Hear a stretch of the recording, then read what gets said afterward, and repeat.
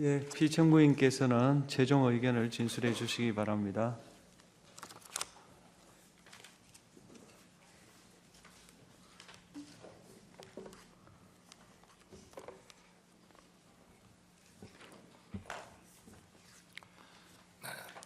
존경하는 재판관 여러분, 그리고 사랑하는 국민 여러분, 작년 12월 3일 비상계엄을 선포한 후 84일이 지났습니다.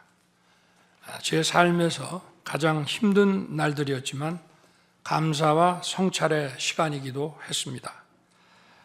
저 자신을 돌아보면서 그동안 국민들께 과분한 사랑을 받아왔다는 생각이 들었습니다. 감사한 마음이 들면서도 국민께서 일하라고 맡겨주신 시간에 제 일을 하지 못하고 있는 현실이 송구스럽고 가슴 아팠습니다. 한편으로 많은 국민들께서 여전히 믿어주고 계신 모습에 무거운 책임감도 느꼈습니다. 국민 여러분께 죄송하고 감사하다는 말씀 먼저 드리고 싶습니다. 제가 비상계엄을 선포하고 몇 시간 후 해제했을 때 많은 분들께서 이해를 못하셨습니다. 지금도 어리둥절해 하시는 분들이 있을 겁니다. 계엄이라는 단어에서 연상되는 과거의 부정적 기억도 있을 것입니다. 거대 야당과 내란 공작 세력들은 이런 트라우마를 악용하여 국민을 선동하고 있습니다. 그러나 12.3 비상계엄은 과거의 계엄과는 완전히 다른 것입니다. 무력으로 국민을 억압하는 계엄이 아니라 계엄의 형식을 빌린 대국민 호소입니다. 12.3 비상계엄 선포는 이 나라가 지금 망국적 위기 상황에 처해 있음을 선언하는 것이고, 주권자인 국민들께서 상황을 직시하고 이를 극복하는 데 함께 나서달라는 절박한 호소입니다. 무엇보다 저 자신, 윤석열 개인을 위한 선택은 결코 아니었다는 사실을 분명히 말씀드립니다. 저는 이미 권력의 정점인 대통령 자리에 있습니다. 대통령에게 가장 편하고 쉬운 길은 힘든 일을 굳이 벌이지 않고 사회 여러 세력과 잘 타협하고 모든 사람들에게 듣기 좋은 말을 하면서 임기 5년을 안온하게 보내는 것입니다. 일하겠다는 욕심을 버리면 치열하게 싸울 일도 없고 어려운 선택을 할 일도 없어집니다. 저 개인의 삶만 생각한다면 정치적 반대 세력의 거센 공격을 받을 수 있는 이런 비상계엄을 선택할 이유가 전혀 없습니다. 저는 비상계엄을 결심했을 때 제게 많은 어려움이 닥칠 것을 당연히 예감했습니다. 거대 야당은 제가 독재를 하고 집권 연장을 위해 비상계엄을 했다고 주장합니다. 내란죄를 씌우려는 공작 프레임입니다. 정말 그런 생각이었다면 고작 280명의 실무장도 하지 않은 병력만 투입하도록 했겠습니까? 주말이 아닌 평일에 계엄 선포를 하고 계엄을 선포한 후에 병력을 이동시키도록 했겠습니까? 심판정 증거조사에서 드러난 사실에 의하면 그나마 계엄 해제 요구 결의 이전에 국회에 들어간 병력은 106명에 불과하고 본관에 들어간 병력은 15명입니다. 15명이 유리창을 깨고 들어간 이유도 자신들의 근무 위치가 본관인데 입구를 시민들이 막고 있어서 충돌을 피하기 위해 불 꺼진 창문을 찾아 들어간 것입니다. 또한 국회의 해제 요구 결의가 이루어진 이후에 즉시 모든 병력을 철수했습니다. 투입된 군의 병력이 워낙 소수이다 보니 국회 외곽 경비와 질서 유지는 경찰에 요청했습니다. 경찰은 인근 전장년 집회 대응 경력 300명을 국회 외곽에 보냈습니다. 부상당한 군인들은 있었지만 일반 시민들은 단 한 명의 피해도 없었습니다. 처음부터 저는 국방장관에게 이번 비상계엄의 목적이 대국민 호소용임을 분명히 밝혔습니다. 또한 국회의 계엄 해제 요구가 신속히 뒤따를 것이므로 계엄 상태가 오래가지 않을 것이라고 했습니다. 하지만 그런 내용을 사전에 군 지휘관들에게 그대로 알릴 수는 없었습니다. 그래서 최소한의 병력을 실무장하지 않은 상태로 투입함으로써 군의 임무를 경비와 질서 유지로 확실하게 제한한 것입니다. 많은 병력이 무장 상태로 투입되면 아무리 조심하고 자제하라고 해도 군중과 충돌하기 쉽습니다. 그런 일이 발생하지 않도록 원천 차단한 것이고 실제 결과도 예상대로였습니다. 제가 소수의 병력, 비무장, 경험 있는 장병 이 세 가지를 장관에게 명확히 지시한 이유입니다. 그런데도 거대 야당은 이것을 내란이라고 주장하고 있습니다. 병력 투입 시간이 불과 2시간도 안 되는데 2시간짜리 내란이라는 것이 있습니까? 방송으로 전 세계, 전 국민에게 시작한다고 알리고 국회가 그만두라 한다고 바로 병력을 철수하고 그만두는 그런 내란을 보셨습니까? 대통령이 국회를 장악하고 내란을 일으키려 했다는 주장은 어떻게든 대통령을 끌어내리기 위한 선동 공작입니다. 대통령의 법적 권한인 계엄 선포에 따라 계엄 사무를 하고 질서 유지 업무를 담당한 공직자들이 이러한 내란몰이 공작에 의해 지금 고초를 겪고 있는 모습을 보고 있으면 가슴이 찢어지는 것 같습니다. 이분들이 대통령의 장기 독재를 위해 일을 했겠습니까? 대한민국의 현실에서 이러한 장기 독재를 상상도 할 수 없다는 사실을 잘 아는 사람들이고 이미 자기 분야에서 최고의 위치에 올라 더 바랄 것도 없는 분들입니다. 이분들은 대통령의 법적 권한 행사에 따라 맡은 바 직무를 수행한 것뿐입니다. 헌법재판관 여러분, 그리고 국민 여러분, 대통령의 자리에서 많은 정보를 가지고 국정을 살피다 보면 남들에게는 보이지 않는 것들, 겉으로는 잘 드러나지 않는 문제점들이 많이 보이게 됩니다. 당장은 괜찮아 보여도 얼마 뒤면 큰 위기로 닥칠 일들이 대통령의 시야에는 바로 들어옵니다. 서서히 끓는 솥 안의 개구리처럼 눈앞의 현실을 깨닫지 못한 채 벼랑 끝으로 가고 있는 이 나라의 현실이 보였습니다. 언제 위기가 아닌 때가 있었냐고 하는 분도 있을 겁니다. 그렇지만 그동안의 위기가 돌발 현안 수준이었다면 지금은 국가 존립의 위기, 총체적 시스템의 위기라는 점에서 차원이 완전히 다릅니다.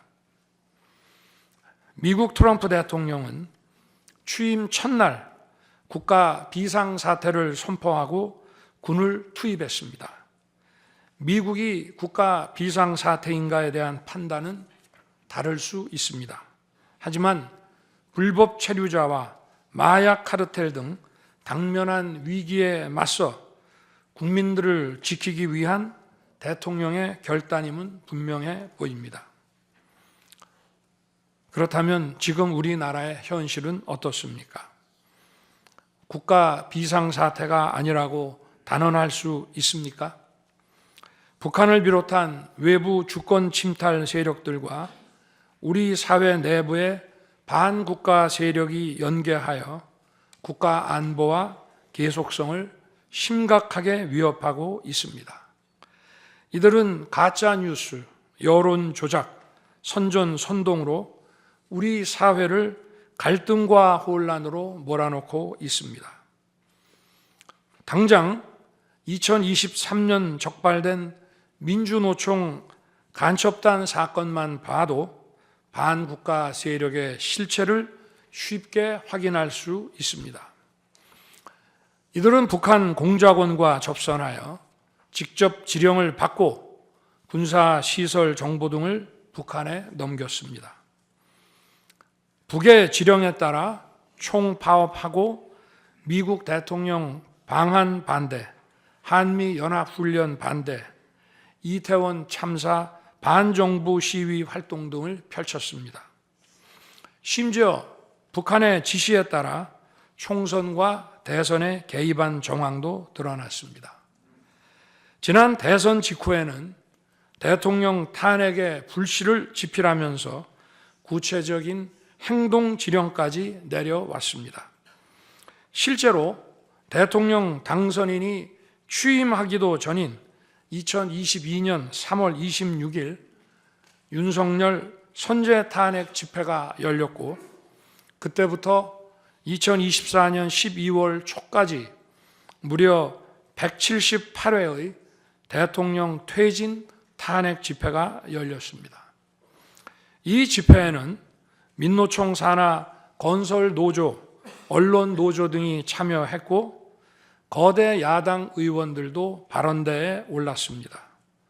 결국 북한의 지령대로 된 것 아닙니까?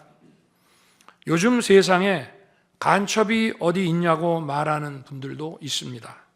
하지만 간첩은 없어진 것이 아니라 대한민국의 자유민주주의를 무너뜨리는 체제 전복 활동으로 더욱 진화한 것입니다. 그런데 이러한 간첩 활동을 막는 우리 사회의 방어막은 오히려 약해지고 곳곳에 구멍이 난 상태입니다. 지난 민주당 정권의 입법 강행으로 2024년 1월부터 국정원의 대공수사권이 박탈됐습니다. 간첩단 사건은 노하우가 축적된 기관에서 장기간 치밀하게 수사를 해야 합니다. 그런데 제대로 준비할 시간도 없이 전문성과 경험이 부족한 경찰에 대공수사권이 넘어가 버렸습니다. 간첩이 활개치는 환경이 만들어진 것입니다. 게다가 애써 잡아도 재판이 장기간 방치되는 상황까지 발생하고 있습니다. 현재 재판이 진행 중인 간첩 사건이 민노총 간첩단, 창원 간첩단, 청주 간첩단, 제주 간첩단 등 4건이나 됩니다. 그런데 청주 간첩단 사건은 1심 판결까지 29개월이 넘게 걸렸고 민노총 간첩단 사건도 1심 판결에 1년 6개월이 걸렸습니다. 이들은 구속기간 만료 후 석방되어 1심 판결로 법정 구속이 될 때까지 버젓이 활보하고 다녔습니다. 현재 창원 간첩단 사건은 2년 가까이 재판이 중단되어 있고 제주 간첩단 사건도 1년 10개월째 재판이 파행 중입니다. 모두 석방된 상태입니다.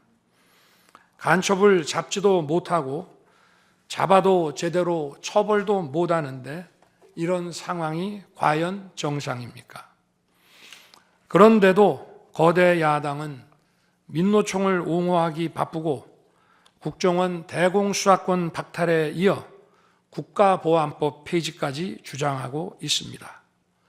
경찰의 대공수사에 쓰이는 특활비마저 전액 삭감해서 영원으로 만들었습니다. 한마디로 간첩을 잡지 말라는 것입니다. 작년에는 중국인들이 드론을 띄워 우리 군사기지, 국정원 국제공항과 국내 미군 군사시설을 촬영하다 연이어 적발되었습니다. 이들을 간첩죄로 처벌하기 위해서는 법률을 개정해야 하는데 거대 야당이 완강히 거부하고 있습니다. 국가 핵심 기술을 유출하는 산업 스파이도 최근 급증하고 있습니다. 반도체, 디스플레이 등 기술 유출 피해가 수십조 원에 달하는데 그 3분의 2가 중국으로 유출됩니다. 중국은 사진 한 장만 잘못 찍어도 우리 국민을 마음대로 구금하는 강력한 반간첩법을 시행하고 있는데 거대 야당은 산업 스파이를 막기 위한 간첩죄 법률 개정조차 가로막고 있습니다. 또한 거대 야당은 방산 물자를 수출할 때 국회 동의를 받도록 하는 방위사업법 개정안을 당론으로 추진하고 있습니다. 방산 비밀 자료를 국회에 제출해야 하고 거대 야당이 반대하면 방산 물자도 수출할 수 없게 됩니다. 국회에 제출된 방산 비밀 자료들이 제대로 보안 유지가 되며 적대 세력에 넘어가지 않는다고 누가 보장할 수 있겠습니까? 방산 기밀 자료가 이렇게 유출되면 상대국에서 우리 방산 물자를 수입하겠습니까?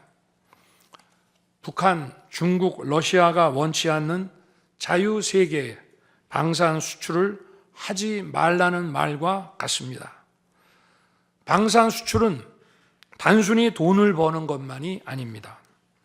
수출 상대국과 전략적 연대를 강화하고 더 나아가 자유세계 많은 국가들과 국방 협력을 이루어서 우리의 안보를 튼튼하게 하는 것입니다.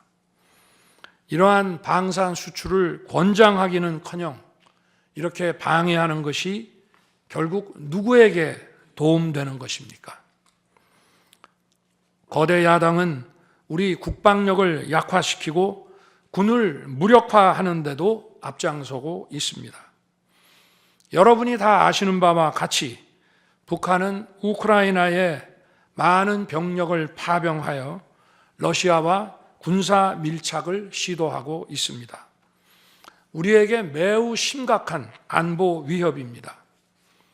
그런데도 이를 살피기 위해 참관단을 보내려 하자 거대 야당은 당시 신원식 국방장관 탄핵까지 겁박하며 결사적으로 이를 막았습니다.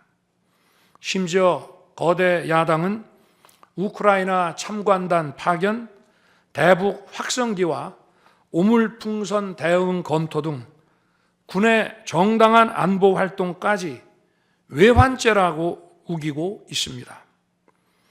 국가와 국민의 안전을 지키려는 대통령을 전쟁광이라고 비난하고 북핵 위협에 대응하는 한미일 합동훈련을 극단적 친일 행위라고 매도했습니다. 1차 대통령 탄핵 소추안에는 북중러를 적대시하는 것이 탄핵 사유라고 명기했습니다. 190석에 달하는 무소불위의 거대 야당이 우리나라와 우리 국민 편이 아니라 북중러의 편에 서 있는 것입니다. 이러한 상황이 국가 위기 상황이 아니면 뭐란 말입니까? 이뿐이 아닙니다. 거대 야당은 핵심 국방 예산을 삭감하여 우리 군을 무력화하려 하고 있습니다. 거대 야당은 전체 예산 가운데 겨우 0.65%만 깎았을 뿐이라고 주장합니다. 그러나 그 0.65%가 어디냐가 중요한 것입니다. 마치 사람의 두 눈을 빼놓고 몸 전체에서 겨우 눈알 2개 뺐다고 말하는 것과 같은 얘기입니다. 거대 야당이 삭감한 국방 예산은 우리 군의 눈알과 같은 예산입니다. 북한 핵과 미사일 기지를 선제 타격하는 키일체인의 핵심인 정찰 자산 예산을 대폭 삭감했습니다. 핵심 전력인 지휘 정찰 사업 예산을 2024년 대비 4,852억 원 감액했고, 전술 데이터링크 시스템 성능 개량 사업은 무려 78%를 삭감했습니다. 우리 국민을 향해 날아오는 미사일을 요격하는 KAMD, 즉 한국형 미사일 방어 체계 구축도 예산 삭감으로 개발이 중단될 위기입니다. 장거리 함대공 유도탄 사업을 위해 예산 119억 5,900만 원을 책정했지만 96%를 삭감하고 5억 원만 남겼습니다. 정밀 유도포탄 연구 개발 사업은 84%를 삭감했습니다. 아무리 주먹이 세도 앞이 보이지 않으면 싸울 수 없듯이 감시 정찰 자산이 없으면 아무리 좋은 무기도 무용지물입니다. 게다가 최근 북한의 드론 공격이 큰 위협으로 대두되고 있습니다. 드론 방어 예산 100억 원 가운데 무려 99억 5,400만 원을 깎아서 사업을 아예 중단시켜버렸습니다.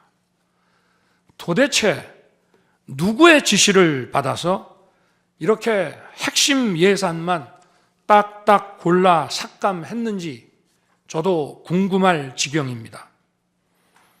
게다가 지난 민주당 정권은 국군 방첩사령부의 수사 요원을 2분의 1가량 대폭 감축하여 군과 방산에 대한 정보 활동과 방첩 활동에 심각한 타격을 주었습니다. 또 과거 간첩 사건과 연루된 인물을 국정원의 주요 핵심 간부로 발령내서 국정원이 방첩기관인지 정보 유출기관인지 모를 조직으로 방치하기도 했습니다. 지난 정부 시절 이런 일을 주도한 인물들이 여전히 거대 야당의 핵심 세력으로서 우리의 안보를 흔들고 있습니다. 우리 정부 들어 국가정보원이 국가안보의 중추기관으로 거듭날 수 있도록 노력하였고, 국군 방첩사의 역량 보강을 위해 힘썼습니다마는 아직 문제의 뿌리를 제대로 다 드러내지 못했습니다. 부수고 깨뜨리기는 쉬워도 세우고 만들기는 어렵고 시간이 많이 걸리기 때문입니다. 이런 상황이 겉으로는 멀쩡한 것처럼 보이지만 실질적으로 전시사변에 못지않은 국가 위기 상황이라고 저는 판단하고 있습니다. 거대 야당은 야당에 대한 대통령의 인식을 탓하기 전에 공당으로서 국가에 대한 책임 있는 자세와 신뢰를 보여주는 게 우선이라고 저는 생각합니다. 저는 자유민주주의 헌법 원칙, 국가 안보, 핵심 국익 수호만 함께 한다면 어떤 정치 세력과도 기꺼이 대화하고 타협할 자세가 돼 있는 사람입니다. 나라와 국민을 위한 길에 좌파, 우파가 어디 있겠습니까? 하지만 자유를 부정하는 공산주의, 공산당 일당 독재, 유물론에 입각한 전체주의가 다양한 속임수로 우리 대한민국에 스며드는 것은 막아야 합니다. 이런 세력과 타협하고 흥정해서는 안 된다고 생각합니다.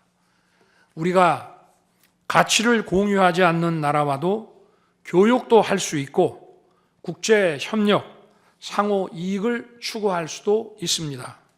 하지만 우리 정치 체제에 영향을 미치고 스며드는 것은 막아야 합니다. 그것이 국방 안보만큼 중요한 정치 안보입니다. 바로 우리의 자유민주주의를 지키는 길입니다. 자유민주주의 국가의 공당이라면 이런 세력을 옹호하고 이런 세력과 손잡는 일은 절대 해서는 안 되는 것입니다.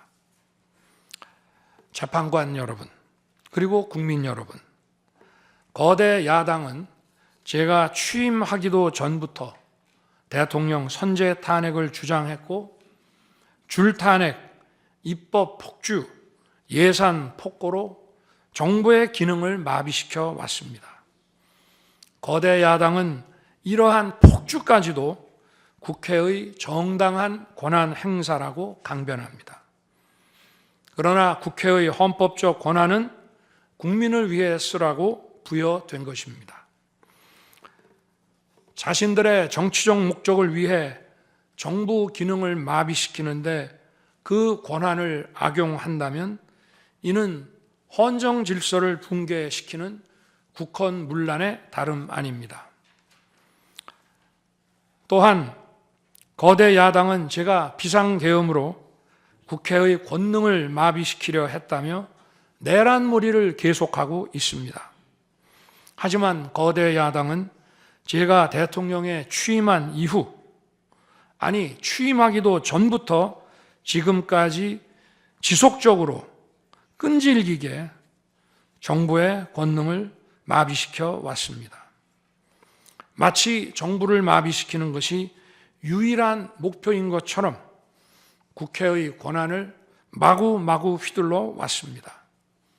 국회의원과 직원들의 출입도 막지 않았고 국회 의결도 전혀 방해받지 않은 2시간 반짜리 비상계엄과 정부 출범 이후 2년 반 동안 줄탄핵, 입법 예산 폭거로 정부를 마비시켜온 거대 야당 가운데 어느 쪽이 상대의 권능을 마비시키고 침해한 것입니까? 거대 야당은 국무위원들은 물론이고 방통위원장, 검사, 감사원장에 이르기까지 탄핵하고 또 탄핵했습니다. 탄핵 사유가 되는지 여부는 전혀 중요하지 않았습니다. 심지어 거대 야당 대표를 노려봤다고 장관을 탄핵하기도 했습니다. 일단 탄핵해서 직무를 정지시켜 놓고 정작 헌재 탄핵 심판에서는 탄핵 사유를 마음대로 변경하는 황당한 일도 반복해 왔습니다. 얼마 전 중앙지검장 등 검사들에 대한 탄핵 심판을 재판관 여러분께서 직접 진행하시지 않았습니까? 기자회견장에서 거짓말을 했다는데 실제로는 그 기자회견장에 나오지도 않았고 국정감사에서 허위 증언을 했다는데 정작 국정감사에 출석하지도 않았습니다. 기본적인 탄핵 사유조차 틀렸는데도 일단 직무부터 정지시키고 보는 것입니다. 이것이 과연 정상적인 일입니까? 거대 야당의 공직자 줄 탄핵은 정부 기능을 마비시키는 차원을 넘어 헌정 질서 붕괴로 치닫고 있습니다. 이태원 참사가 발생하자 거대 야당은 연일 진상규명을 외치면서 참사를 정쟁에 이용했습니다. 급기야 행정안전부 장관을 탄핵했습니다. 당시 북한이 민노총 간첩단에게 보낸 지령문에 이런 내용이 있습니다. 이번 특대형 참사를 계기로 사회 내부에 세월호 참사 진상규명 투쟁과 같은 정세 국면을 조성하는 데 중점을 두고 각계각층의 분노를 최대한 분출시켜라. 거대 야당이 북한 지령을 받은 감첩단과 사실상 똑같은 일을 벌인 것입니다.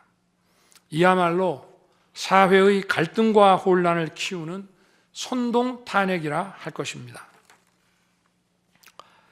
거대 야당은 자신들의 당대표를 수사하는 검사들도 줄줄이 탄핵하고 서울중앙지검장까지 탄핵했습니다. 검사 탄핵은 그 자체로도 수사 방해이지만 검사 탄핵을 지켜보는 판사들에 대한 겁박이 되기 마련입니다. 야당 대표에 대한 검찰 수사를 막고 야당 대표의 범죄를 심판할 판사들까지 압박하기 위한 방탄 탄핵인 것입니다. 급기야 거대 야당은 지난 정부의 이적 행위를 감사하던 감사원장까지 탄핵했습니다. 거대 야당은 감사원장 탄핵 소추안에 사드 정식 배치 고의 지연 의혹 감사를 탄핵 사유로 포함시켰습니다. 이 사건은 지난 민주당 정부의 안보라인 고위직 인사 4명이 주한 중국 대사관 무관에게 사드 배치 작전명, 작전 일시, 작전 내용 등 국가 기밀 정보를 넘겨준 간첩 사건입니다. 감사원은 이를 적발하고 검찰에 수사 의뢰하는 등 감사 조치를 진행하였는데 이것이 탄핵 사유라는 것입니다. 자신들의 간첩 행위를 무마하기 위한 이적 탄핵이 아닐 수 없습니다. 헌법기관인 감사원장에 대한 무차별 탄핵은 그 자체로도 심각한 헌법 파괴 행위이지만 이적 행위까지 탄핵으로 덮는 것을 보며 이야말로 자유민주주의를 무너뜨리는 망국적 위기 상황이라고 판단한 것입니다. 또 한편 정부 각 부처들은 국민의 세금으로 엄청난 규모의 예산을 사용 집행하고 있습니다. 수많은 산하 기관도 거느리고 있습니다. 그런데 이런 부처의 수장들을 탄핵 소추로 직무정지시켜 그 부처의 기능을 마비시키거나 심각하게 저해한다면 기회 비용과 재정적 측면에서도 국가와 국민에 얼마나 막대한 경제적 피해를 입히는 것이 되겠습니까? 거대 야당은 공직자를 무차별 탄핵 소추하고 소추인 난 변호사 비용도 국민 세금으로 사용하고 있습니다. 그렇지만 억울하게 탄핵 소추된 공직자들은 직무가 정지된 상황에서 자기 개인 자금으로 변호사 비용까지 조달해야 합니다. 정부 공직자들은 거대 야당의 이러한 폭거에 한없이 위축될 수밖에 없습니다. 이처럼 거대 야당은 선동 탄핵, 방탄 탄핵, 이적 탄핵으로 대한민국을 무너뜨리고 있습니다.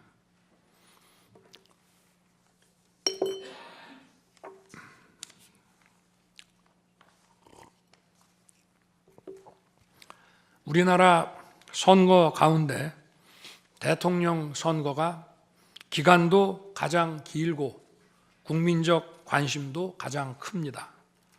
그만큼 직선 대통령의 민주적 정당성은 다른 선출직 공직자에 비해 그 무게가 다릅니다. 과거 우리나라 민주화 운동은 한마디로 대통령 직선제 확보였다고 해도 과언이 아닙니다. 그런데 거대 야당은 대선이 끝나자마자 동조 세력과 연대하여 아직 취임도 하지 않은 대통령 당선인을 상대로 선제 탄핵과 퇴진 운동을 벌이기 시작했고 지난 2년 반 동안 오로지 대통령 끌어내리기를 목표로 정부 공직자 줄탄핵 그리고 입법과 예산 폭거를 계속해 왔습니다. 헌법이 정한 정당한 견제와 균형이 아니라 민주적 정당성의 상징인 직선 대통령 끌어내리기 공작을 그야말로 쉼없이 해온 것입니다. 이것이 국헌문란이 아니면 도대체 어떤 것이 국헌문란 행위이겠습니까? 뿐만 아니라 거대 야당의 이런 지속적 국헌문란 행위는 국가 정체성과 대외 관계에 있어서 자유민주주의 헌법 정신과 동떨어진 인식에 기반하고 있다고 저는 생각합니다. 따라서 직선 대통령을 끌어내리기 위한 줄탄핵, 입법 예산 폭권은 어느 면으로 보나 자유민주주의 헌정질서 파괴 목표로 하고 있다고 하겠습니다. 흔히들 대통령 중심제 권력 구조를 가지고 제왕적 대통령제라고 합니다. 그러나 지금 우리나라는 제왕적 대통령이 아니라 제왕적 거대 야당의 시대입니다.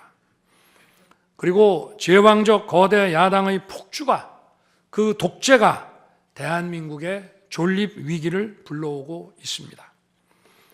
계엄 이후 벌어진 일들만 보아도 모두 잘 알 수 있지 않겠습니까? 제가 정말 제왕적 대통령이라면 공수처, 경찰, 검찰이 앞다퉈서 저를 수사하겠다고 나서고 내란죄 수사권도 없는 공수처가 영장 쇼핑, 공문서 위조까지 해가면서 저를 체포할 수 있겠습니까? 저 역시도 수사 업무에 26년간 종사한 사람이지만 이렇게 여러 수사 기관들이 무차별적으로 한 사건에 달려드는 꼴은 본 적이 없습니다. 비상계엄에 투입된 군 병력이 총 570명에 불과한데 불법적으로 대통령 한 사람 체포하겠다고 대통령 관저에 3, 4천 명이 넘는 경찰력을 동원했습니다. 대통령과 거대 야당 가운데 어느 쪽이 제왕적 권력을 휘두르며 이 나라의 헌정 질서를 무너뜨리고 있습니까? 제가 비상계엄을 결단한 이유는 이 나라의 절체절명의 위기를 더 이상 방치할 수 없다는 절박함, 그것이었습니다. 저는 주권자인 국민들께 이러한 거대 야당의 반국가적 패악을 알리고 국민들께서 매서운 감시와 비판으로 이를 제발 멈춰달라고 호소하고자 했습니다. 국정마비와 자유민주주의 붕괴를 막고 국가 기능을 정상화하기 위해 절박한 심정으로 계엄을 선포한 것입니다. 12.3 비상계엄의 선포는 국가가 위기 상황과 비상사태에 처해 있음을 선언한 것입니다. 국민을 억압하고 기본권을 제한하려는 것이 아니라 주권자인 국민께서 비상사태 극복에 직접 나 주십사 하는 간절한 호소입니다. 그런데 거대 야당은 제가 국회의 요구에 따라 계엄을 해제한 그날부터 탄핵 시동을 걸었습니다. 하지만 비상계엄은 범죄가 아니고 국가 위기를 극복하기 위한 대통령의 합법적 권한 행사입니다. 저는 긴급 국무회의를 거쳐 방송을 통해 비상계엄을 선포했고 그 과정에서 거대 야당의 국회 독재가 망국적 위기를 초래하였다고 했기 때문에 많은 사람들이 국회로 몰려들 것이었고 계엄 상황에서 질서 유지를 위해 국회에 최소한의 병력을 투입했으며 국회가 해제 요구 결의를 하자 즉각 병력을 철수하고 국무회의를 소집해서 계엄을 해제했습니다. 다 알고 계시다시피 2023년 중앙선관위를 포함한 국가기관들이 북한에 의해 심각한 해킹을 당했습니다. 중앙선관위는 이 같은 사실을 국가정보원으로부터 통보받고도 다른 국가기관과 달리 점검에 제대로 응하지 않았습니다. 나중에 채용비리 사건 때문에 울며 겨자 먹기로 응한 일부 소극적 점검 결과 심각한 보안 문제가 드러났기 때문에 중앙선관위 전산 시스템 스크린 차원에서 소규모의 병력을 보낸 것입니다. 선거의 공정과 직결되는 중앙선관위의 전산 시스템 보안 문제는 우리 자유민주주의 체제의 핵심 공공재이자 공공자산을 지키는 일입니다. 더구나 그동안의 선거 소송에서 드러난 다량의 가짜 부정 투표 용지, 그리고 투표 결과가 도저히 납득하기 어렵다는 통계학과 수리과학적 논거 등에 비추어 중앙선관위의 전산 시스템에 대한 투명한 점검 필요성이 꾸준히 제기되어 왔습니다. 이런 조치들의 어떤 부분이 내란이고 범죄라는 것인지 도대체 이해할 수가 없습니다. 비상계엄이라는 것 자체가 불법이라면 계엄법은 왜 있으며 합동참모본부의 계엄관은 왜 존재하겠습니까?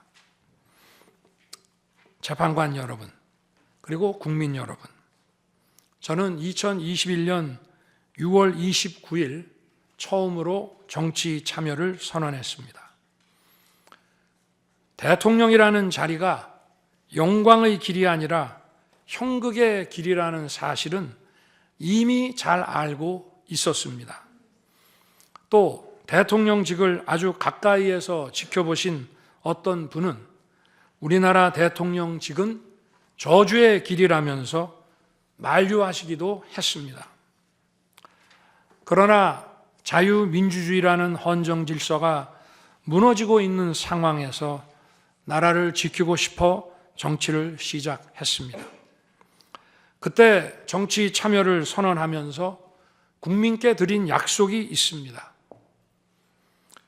우리의 미래를 짊어질 청년들, 국가를 위해 희생하신 분들, 산업화에 일생을 바친 분들, 나라의 민주화에 헌신하고도 묵묵히 생업에 종사하며 살아가시는 분들, 성실하게 세금을 내시는 분들, 이런 분들이 분노하지 않는 나라를 만들겠다는 약속이었습니다. 그리고 청년들이 마음껏 뛰는 역동적인 나라, 창의와 자유가 넘치는 혁신의 나라, 약자가 기죽지 않은 따뜻한 나라, 국제사회와 가치를 공유하고 책임을 다하는 나라를 만들겠다고 국민께 약속드렸습니다. 거대 의석과 이권 카르텔이 나라의 주인 노릇을 하는데 맞서 국민들에게 빼앗긴 주권을 되찾아 드리겠다고 약속했습니다. 그날 이후 지금까지 단 한순간도 이 약속을 잊은 적이 없습니다. 국민의 선택을 받아 대통령이 된 후 이 약속을 지키기 위해 쉼없이 노력하고 또 노력했습니다. 무엇 하나 쉬운 일이 없었습니다. 글로벌 복합 위기로 인한 대외 환경의 어려움이 계속됐습니다. 지난 민주당 정부의 잘못된 소주성 정책과 부동산 정책은 우리 경제와 민생의 문제를 풀어가는데 계속 발목을 잡았습니다. 하지만 어떤 문제라도 노력하면 풀어낼 수 있다고 믿었고 실제로 우리 기업, 우리 국민과 함께 뛰면서 하나하나 문제를 해결할 수 있었습니다. 기쁘고 보람 있는 일도 많았고 부족하고 아쉬운 일도 있었습니다. 무엇보다 국가 안보와 국민 안전을 지키는 제복 입은 공직자에 대한 처우 개선 추진이 보람된 일이었습니다. 지난 민주당 정권은 반일 선동에만 열을 올렸지만 우리 정부에서는 1인당 GDP가 일본을 앞질렀고 우리 인구의 2배 반이 넘는 경제 강국 일본과 수출액 차이가 작년에는 불과 수십억 불 규모로 좁혀졌습니다. 20년 전에 비해 100분의 1, 지난 민주당 정부에 비해 수십 분의 1로 줄어든 것입니다. 또 작년에 30번이나 열었던 전국 순회 민생 토론회 기억이 많이 납니다. 국민의 어려움을 직접 듣고 많은 일을 현장에서 해결해 드리면서 국민과 같이 웃기도 했고 같이 울기도 했습니다. 수도권, 영남, 호남, 충청, 강원, 제주까지 전국 모든 지역을 다니면서 지역 발전 방안을 함께 고민했습니다. 우리 국민들께서 전국 어디에 사시든 공정한 기회를 누리며 행복하게 살 수 있도록 만들어서 진정한 국민 통합을 이루고 싶었습니다. 다시 그렇게 일할 기회가 있을까 마음이 아립니다. 1박 4일의 살인적 일정으로 미국에 가서 한미일 캠프 데이비드 선언을 발표했을 때는 보람이 컸고 정말 마음이 든든했습니다. 방산 수출에 물꼬를 트고 팀 코리아가 체코 원전 건설 사업의 우선 협상 대상자로 선정됐을 때에는 어린아이같이 기뻤습니다. 아쉬웠던 순간도 떠오릅니다. 기업과 국민들에게 꼭 필요한 법안들은 하염없이 뒤로 밀어놓고 거부권을 행사할 수밖에 없는 위헌적 법안, 핵심 국익에 반하는 법안들이 야당 단독으로 국회에서 일사천리 통과될 때에는 답답했습니다. 국방, 치안, 민생을 위해 꼭 필요한 아킬레스건 예산들이 삭감됐을 때에는 막막했습니다. 지금 저는 잠시 멈춰서 있지만 많은 국민들, 특히 우리 청년들이 지금 대한민국이 처한 상황을 직시하고 스스로 주권을 되찾고 나라를 지키기 위해 나서고 있습니다. 비상계엄의 목적이 망국적 위기 상황을 알리고 헌법 제정 권력인 주권자들께서 나서 주시기를 호소하는 것이었는데 이것만으로도 비상계엄의 목적이 상당 부분 이루어졌다고 생각하게 됩니다. 저의 진심을 이해해 주시는 우리 국민과 청년들에게 진심으로 감사 말씀을 드리고 싶습니다. 제가 직무에 복귀하게 되면 나중에 또다시 계엄을 선포할 것이라는 터무니없는 얘기도 있습니다.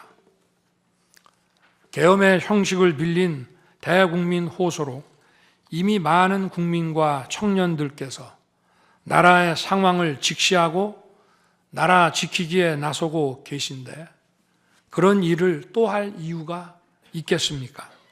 결코 그런 일은 없을 것입니다.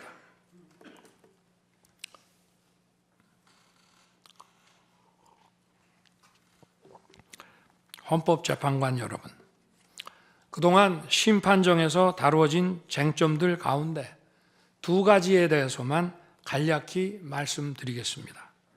세세한 사실관계를 언급하기보다 상식선에서 간단히 말씀드리겠습니다. 우선 제가 국회의원을 체포하거나 본회의장에서 끌어내라고 했다는 것입니다. 정말 터무니없는 얘기입니다.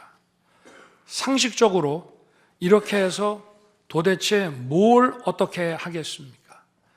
의원들을 체포하고 끌어내서 계엄 해제를 늦추거나 막는다 한들 방송으로 온 국민과 전 세계가 지켜보고 있는데 그 다음에 뭘 어떻게 하겠습니까? 계엄 당일 국회의장의 발언대로 국회는 어디서든 본회의를 열어 계엄 해제를 의결할 수 있습니다. 영화나 소설에 나오기도 하지만 현실적으로 이런 일을 하려면 군으로 국가를 완전히 장악하는 계획과 정치 프로그램을 미리 가지고 있어야 합니다. 그런데 실제 상황이 어땠습니까?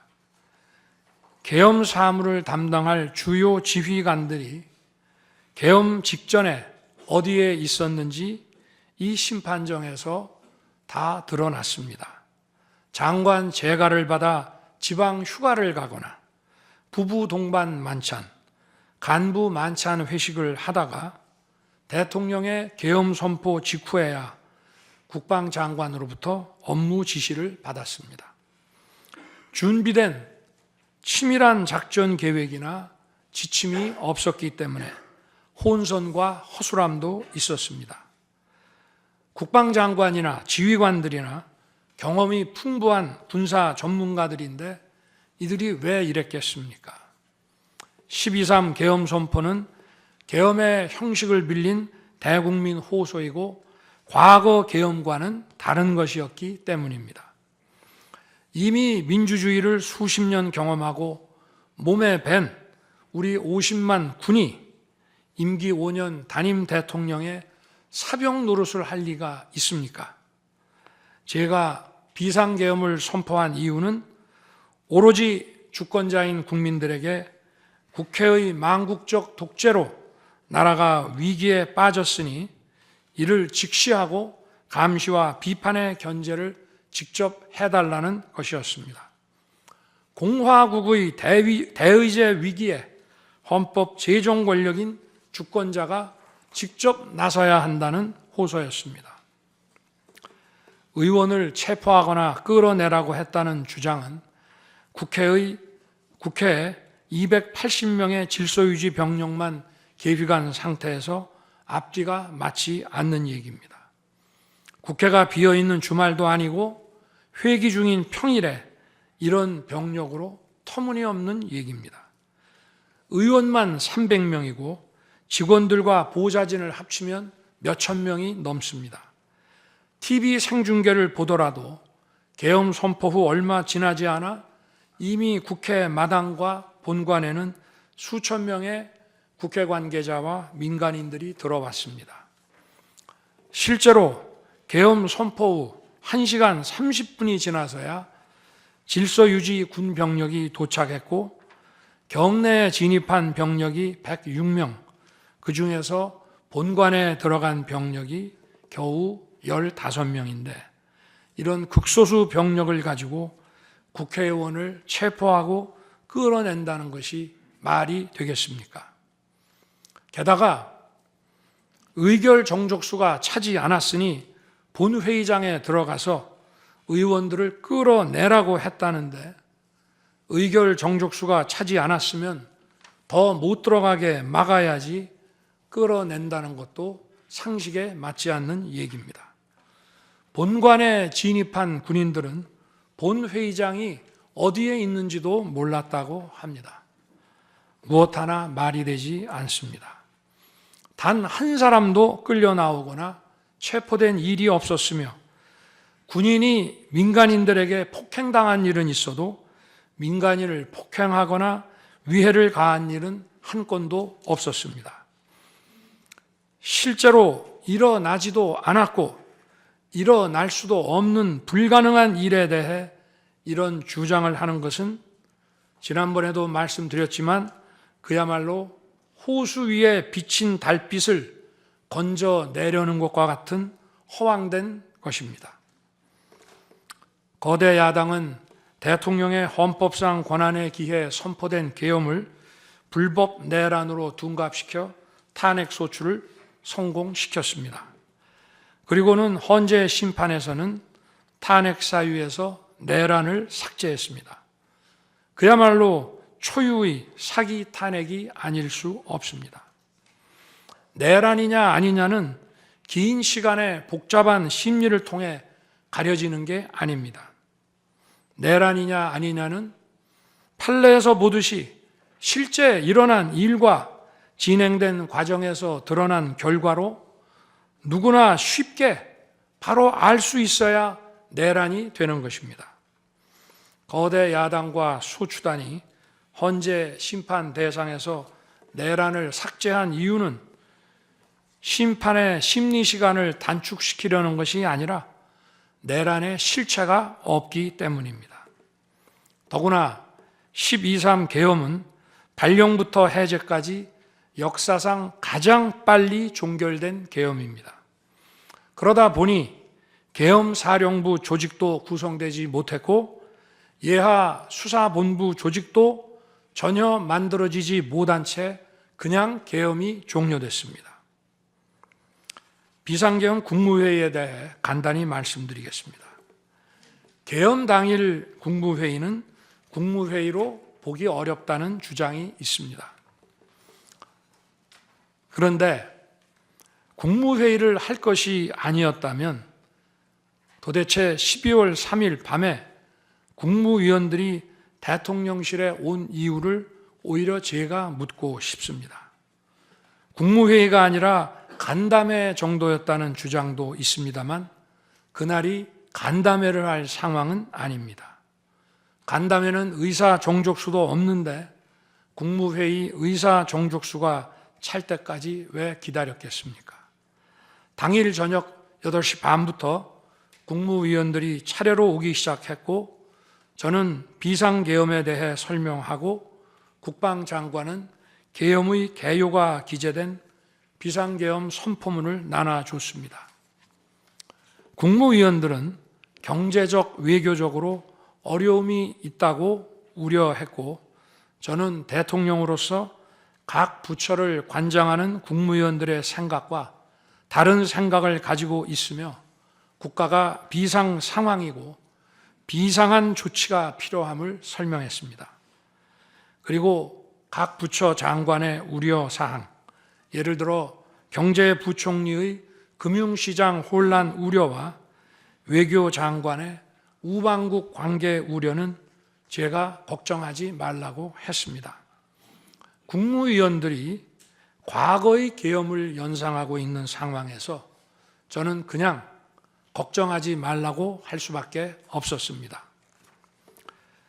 의사 정족수 충족 이후 국무회의 시간은 5분이었지만 그 이전에 충분히 논의를 한 것입니다.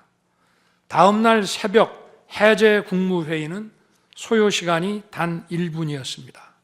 실제 정례 주례 국무회의 경우에도 모두와 마무리 발언 등을 하고 많은 안건을 다루기 때문에 1시간가량 걸리지만 개별 안건의 심의 시간은 극히 짧습니다. 또한 비상계엄을 위한 국무회의를 정례 주례 국무회의처럼 하기는 어렵습니다. 보안 유지가 중요하고 그렇게 해야 혼란도 줄이고 질서 유지 병력도 최소화할 수 있기 때문입니다. 이상민 전 행안부 장관은 지난 심판정에서 그동안 국무회의를 100여 차례 참석했지만 이번 국무회의처럼 실질적으로 열띤 토론이나 의사 전달이 있었던 것은 처음이라고 했습니다. 국무회의 배석을 위해 비서실장과 안보실장도 통상처럼 대통령실로 나오도록 했고 국가 안보의 문제이기도 해서 국정원장도 참석시켰습니다. 1993년 8월 13일 김영삼 대통령께서 긴급 재정경제 명령으로 금융실명제를 발표했을 때도 국무위원들은 소집 직전까지 발표한다는 사실 자체를 몰랐고 국무회의록도 사후에 작성됐습니다. 그때 상황은 이인재 당시 노동부 장관께서 이미 공개적으로 설명한 바 있습니다.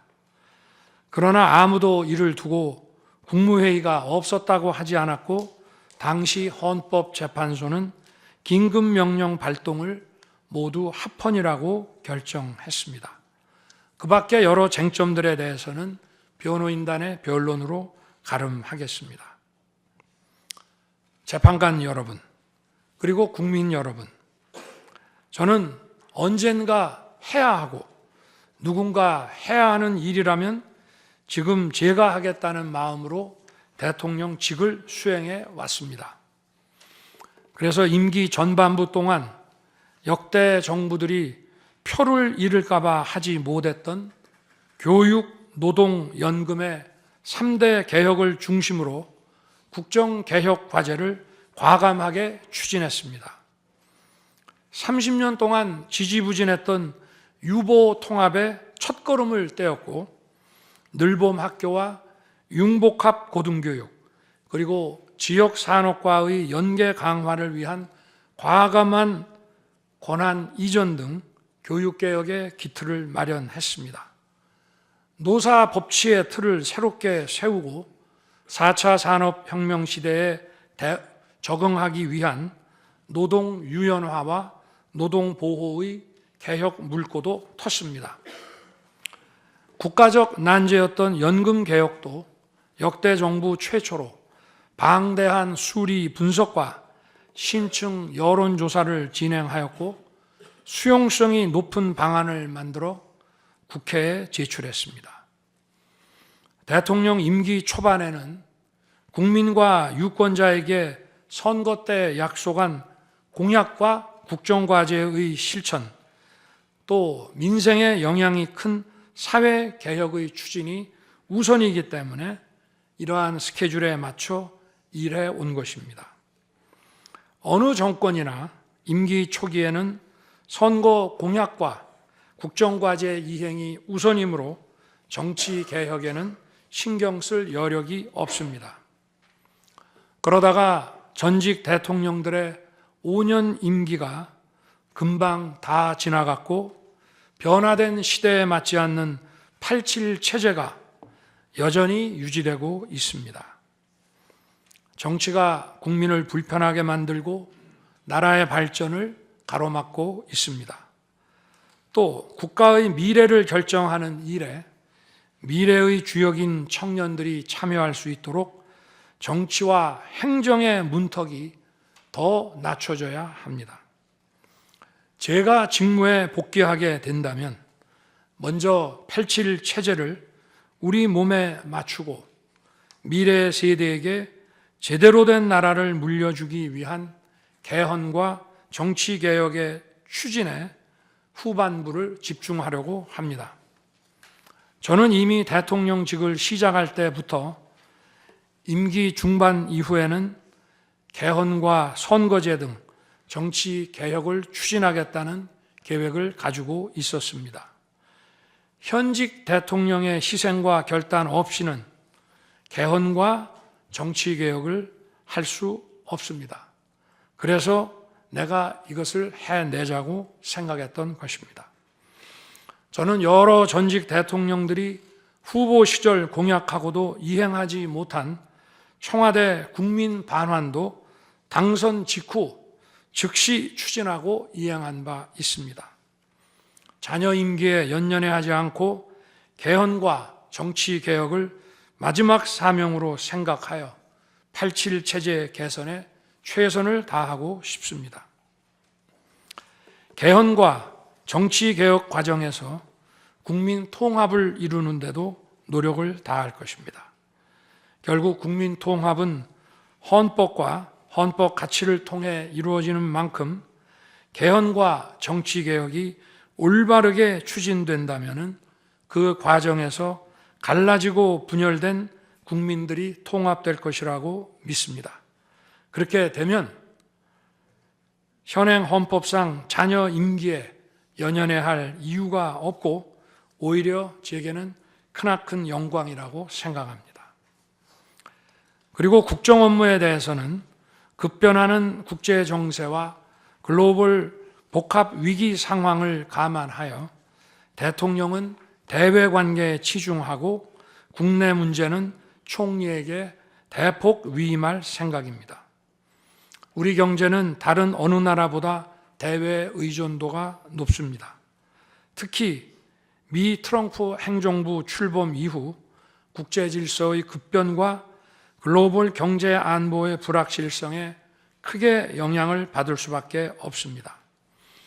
지금 우리가 국가 노선을 어떻게 선택하느냐에 따라 이 위기가 기회가 될 수도 있고 돌이킬 수 없는 재앙을 맞을 수도 있습니다. 글로벌 중추 외교 기조로 역대 가장 강력한 한미 동맹을 구축하고 한미일 협력을 이끌어낸 경험으로 대외 관계에서 국익을 지키는 일에 매진하고 싶습니다. 임기 전반기에도 지방시다위원회와 국민통합위원회를 통해 지역별, 세대별, 계층별 통합을 위해 노력해 왔지만 앞으로도 국민을 하나로 묶고 국가 전체 시너지를 올리는 국민 통합에 더욱 노력할 것입니다. 존경하는 헌법재판관 여러분, 먼저 촉박한 일정의 탄핵 심판이었지만 충실한 심리에 애써주신 재판관님들께 깊이 감사드립니다. 이번 심리는 내란 탄핵으로 소추한 후 심판 대상에서 내란을 삭제한 소추단 측이 제시한 쟁점 위주로 이루어지게 됐습니다. 그러다 보니 제가 12.3 비상계엄을 선포한 이유와 그 불가피성에 대해서는 충분히 설명드릴 기회가 부족했다고 생각합니다. 서면으로 성실하게 관련 자료를 제출하였으니 대통령으로서 고뇌의 결단을 한 이유를 깊이 생각해 주시기 바랍니다. 또 많은 국가 기밀 정보를 다루는 대통령으로서 재판관님들께 모두 설명드릴 수 없는 부분에까지 재판관님들의 지혜와 해안이 미칠 것이라 믿습니다. 다시 한번 재판관님들의 노고에 감사드립니다. 그리고 사랑하는 대한민국 국민 여러분, 국가와 국민을 위한 계엄이었지만 그 과정에서 소중한 국민 여러분께 혼란과 불편을 끼쳐드린 점 진심으로 죄송스럽게 생각합니다.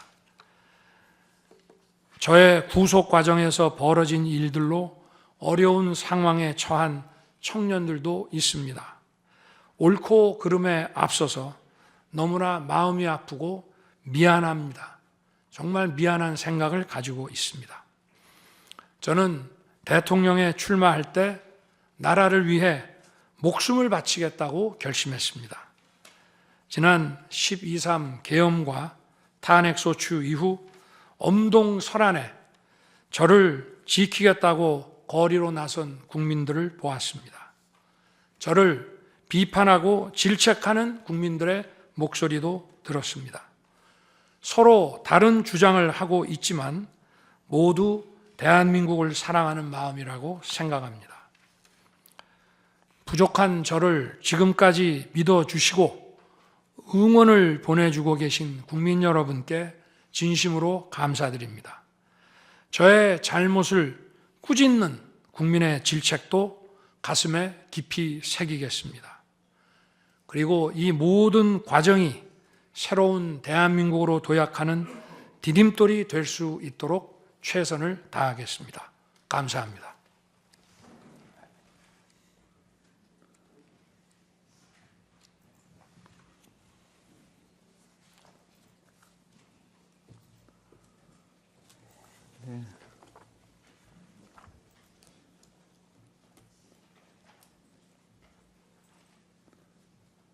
이것으로 변론을 종결하겠습니다. 변론 절차가 원만히 종결되도록 협력해 주신 청구인 소추위원과 피청구인 본인께 감사드립니다. 아울러 양측 대리인, 언론인들께도 감사드립니다. 선고기일은 재판부 평의를 거쳐 추후 고지해 드리겠습니다. 이상입니다.